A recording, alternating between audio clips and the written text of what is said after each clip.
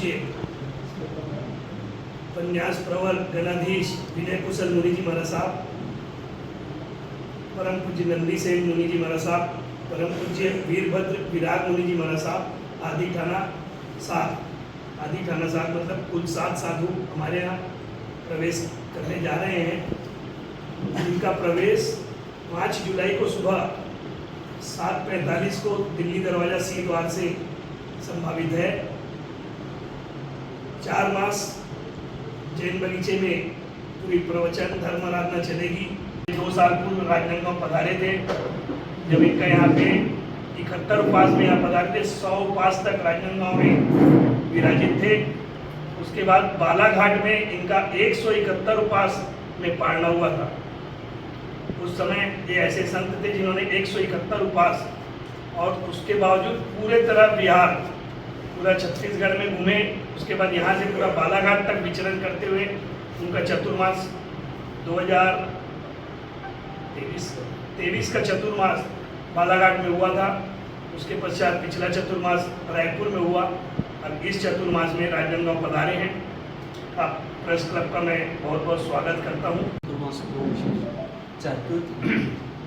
चातुर्मास एक ऐसा समय है जब 4 महीने के लिए साधु संत भी एक स्थान पर रुक के और कारण धर्म बिना इस जीव को शांति कहीं मिल नहीं सकती है। किंतु आज तक हमने चूक यही की कि हमने क्रियाओं को धर्म माना, किंतु चातुर्मास काल में अपन अपने आप को पहचान सक रहे हैं।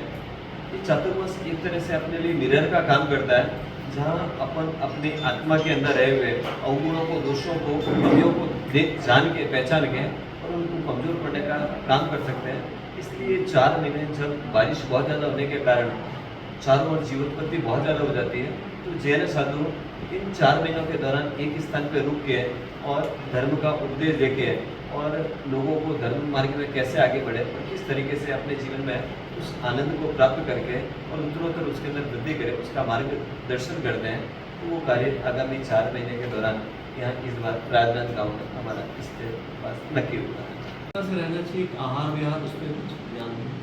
चातुर्मास कारण इस समय बारिश आदि बहुत ज़्यादा होने के कारण शरीर की प्रकृति को ध्यान में रखते हुए इस समय आहार का जितना, कारण कि इस समय मौसमी बीमारी बहुत ज़्यादा होती है, वस्तु आदि नहीं ले रहे तो निश्चित तौर पे उसका शरीर के ऊपर, मन के ऊपर बहुत सुंदर इफेक्ट पड़ता है। और उसी के साथ साथ आत्मा के बोध के लिए, कारण जैसे शरीर का आहार, शरीर की खुराक आहार है, उसी तरीके से आत्मा की खुराक कहीं ना कहीं ज्ञान है। दोनों को जब ये अपनी अपनी खुराक मिलती है तो कहीं ना कहीं आत्म कल्याण बहुत विशेष तरीके से हो पाता है। और इस दौरान एक अलग कारण वातावरण के अंदर बारिश होने के कारण जो एक पॉजिटिव एनर्जी होती है, उस पॉजिटिव एनर्जी द्वारा शरीर और आत्मा का भेद भी बहुत आसानी से समझा जा सकता है।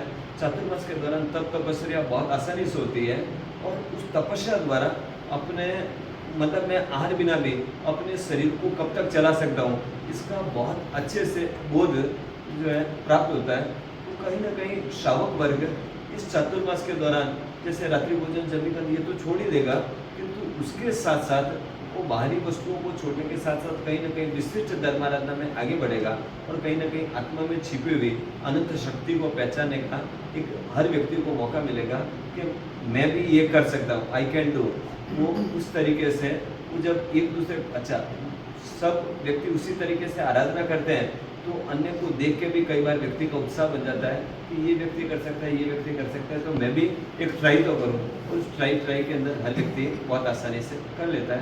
तो चातुर्मास का काल एक ऐसा है कि जिसके अंदर अपन अपनी खोई हुई शक्ति को पहचाने और जो शक्ति एक्चुअल में अपने अंदर है उस शक्ति का सदुपयोग करके, कारण कि ये जीव है तो सिंह का स्वरूप, किंतु भेड़ के टोले में शामिल होके अपने आप को भेड़ समझ बैठा है, किंतु चातुर्मास अपने सिंह स्वरूप को प्रकट करने का एक सुंदर अवसर मिलता है। उससे उसको लाभ क्या होने वाला है, वो स्वयं भी, उनके आश्रित जन भी, सब दुखियों ने जैन साधु जगत में हर जीव के कल्याण की तमन्ना करता है कि छोटे से लेके बड़े का सभी का कल्याण हो गया। इसलिए कभी इस तरीके की मान्यता, कारण अगर साधु में इतनी कैपेसिटी हो गई वो बारिश चालू कर दे या बारिश बंद कर दे तो कुछ भी कर सकता है, किंतु ऐसी कैपेसिटी किसी के अंदर नहीं है। ये सिर्फ मिथ्या धारणा है। इन मिथ्या धारणा को कहीं ना कहीं अपने को अपने दिमाग से निकालना चाहिए। साधु भी एक आम इंसान जैसे, ठीक है, वो अपना प्रयास कर रहा है, पुरुषार्थ कर रहा है, कहीं ना कहीं हम भी आपके बीच में से ही निकले, कोई अलग मिट्टी से बने नहीं है। और आराधना द्वारा कहीं ना कहीं अपने अंदर जो आत्मा की शक्ति उसको पहचानने की कोशिश कर रहे हैं, किंतु प्रकृति के साथ खिलवाड़ करने की ताकत तो इस जगत में किसी को नहीं, इवन ईश्वर के अंदर भी नहीं है। वो भी समय आ गया तो जैन धर्म तो मानता है कि ईश्वर का भी जब समय आता है तो उसको भी संसार से विदाई लेनी पड़ती है। अब चाहे वो हिंदू धर्म में देखो चाहे जैन धर्म में देखो, राम जी का जिस दिन राज्याभिषेक था उसी दिन उनको वनवास में जाना पड़ा, तो राम जी अपने वनवास को नहीं रोक पाए और अपनी मृत्यु को नहीं डाल पाए, कृष्ण जी भी नहीं रोक पाए, और भगवान महावीर स्वामी को स्वयं हजारों लोग विनती कर रहे हैं कि प्रभु कुछ देर के लिए अपना आयुष्य बढ़ा लो। जब वो अपना आयुष्य नहीं बढ़ा पाए तो प्रकृति के अंदर क्या खिलवाड़ कर सकता है। इसलिए प्रकृति के नियम अटल है, उनको बदलने की ताकत इस जगत में किसी के नहीं है। प्रकृति अपना काम करेगी, हमें बस प्रकृति के अनुरूप अपना जीवन जीना है। आज जो बारिश आदि कम हो रही है इसमें जैन साधु साध्वी का कोई रोल नहीं, कारण कई जगह बाढ़ वगैरह भी आ रही है, आपकी छत्तीसगढ़ में भी अनेक जगह, और पिछले 3 दिन से अपन देख रहे हैं लगातार बारिश का दौर चालू है। हमारे को आहारचर्या में भी अनेक बार जो है बहुत तकलीफ आती है, किंतु जैन साधु कभी ऐसा कोई कार्य नहीं करता कि जिससे इस जगत के अंदर किसी तरीके की कोई किसी जीव को तकलीफ आ गए, और ये शक्ति किसी के अंदर नहीं है। इसलिए मिथ्या धारणा तो अपने को निकाल नहीं सकते। भगवान को हृदय में विराजमान करना है, अपने जीवन शैली में उनके सिद्धांतों को लाना है। इसलिए इस चातुर्मास के दौरान हर गुरुवार को रामायण जो एक भारतीय संस्कृति है उसका भी परिचय हमने रखा है कि हम कम से कम अपनी उस संस्कृति से तो रूबरू हो गए जो है ना, जिसके द्वारा अपन चाहें तो जबरदस्त आनंद ले सकते हैं। तो हमने हर गुरुवार को रामायण के ऊपर प्रवचन रखा है तो हम समझें कि देश की संस्कृति क्या थी। बस वही चीज़ में संस्कार डाली, संस्कृति और संस्कार चीज़ एक ही है। हम कहीं ना कहीं है ना, व्यक्ति अपने आप हम अपना नाम रख ले रहे, किंतु वो कब सार्थक बने जब वो अपने जीवन में चरितार्थ दिखे। तो वो चरितार्थ दिखना चाहिए हर व्यक्ति अपने पहले स्वयं के जीवन से और फिर परिवार के अंदर जहाँ जहाँ पुण्य चलता है उनको इस तरीके के संस्कार दे गए कि निश्चित तौर पे हमें तो आनंद हो गया कि नहीं, हम जो है सभ्य समाज से बिलोंग करते हैं, हमारे जीवन में ऐसी कोई कमी नहीं है कि जिसके कारण जो सज्जनों के बीच में हमारे को मुंह नीचा करना पड़े।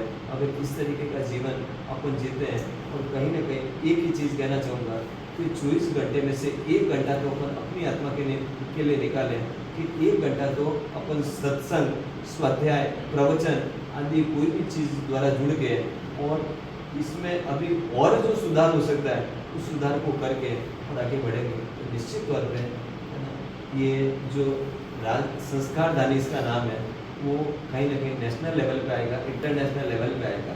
वो उन संस्कारों को और दृढ़ बनाने का प्रयास कर सकते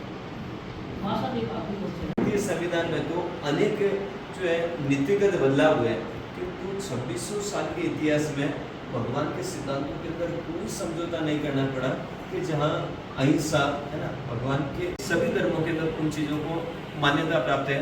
पहला प्राणातिपात, मतलब मैं इस जगत में किसी जीव की हिंसा नहीं करूँगा। दूसरा मृषापात, मैं कभी झूठ नहीं बोलूँगा। तीसरा दत्तदान, मैं चोरी नहीं करूँगा। चौथा मैथुन, मैं परिस्त्री गमन या विकार के कार्य नहीं करूँगा। और 5वां परिग्रह, अपनी जरूरत से ज़्यादा इकट्ठा नहीं करूँगा। ये जो 5 अटल सिद्धांत है, इसको आज तक कभी कोई व्यक्ति ये नहीं कह सकता कि नहीं अब झूठ तो बोलना ही पड़ेगा, नहीं अब चोरी तो करनी ही पड़ेगी। जो अटल सिद्धांत है उसके अलावा भी जो भगवान ने साधु साध्वियों के लिए और श्रावकों के लिए जो रूल रेगुलेशन 2600 साल पहले बनाए, आज भी हमारे जैसे वस्त्र, हमारे 2600 साल में कोई ड्रेस कोड चेंज नहीं हुआ।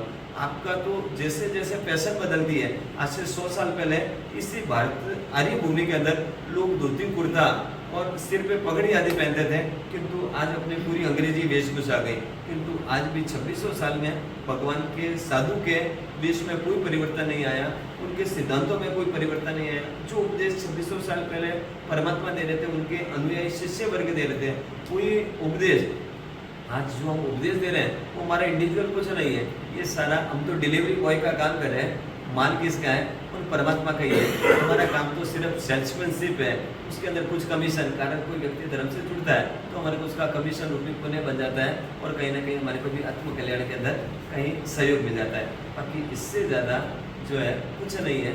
2600 साल के इतिहास में एक भी सिद्धांत, जैसे आज भी जैन साधु का कोई बैंक अकाउंट नहीं है, कोई उसके नाम से भूमि नहीं है, कहीं कोई पैसा नहीं है, कहीं वो किसी स्त्री आदि से संबंध नहीं रखता है। 2600 साल से आज भी वो पैदल विहार, भारत के किसी भी कोने में जाना हो जैन साधु पैदल ही जाता है। और इसीलिए जैन साधु को कहीं कोई पासपोर्ट वीजा आदि की कोई जरूरत नहीं। हमारे को नेपाल भी जाना हो हमारे को रोकने वाला कोई नहीं, इवन कहीं भी जाना हो हमारे को कोई लाइसेंस या हमारी आईडी नहीं दिखानी पड़ती, हमारी कोई आईडी नहीं है, किंतु हमारे को कहीं सिर्फ इस वेश के कारण कहीं अटकाया नहीं जाता है। इसलिए ये वेश का कमाल है कि या पवित्रता है कि जिसके कारण आज भी, और इसके अलावा भी अनेक रूल रेगुलेशन ऐसे हैं कि जिनको आज भी ऐसा नहीं लगता कि नहीं अब ये बदलना चाहिए। कारण कि भगवान ने जो कुछ कहा वो संपूर्ण ज्ञान के सहित कहा, अनंत भावी को देख के कहा, इसलिए उसके अंदर कहीं कोई किंतु परंतु हो ही नहीं सकता।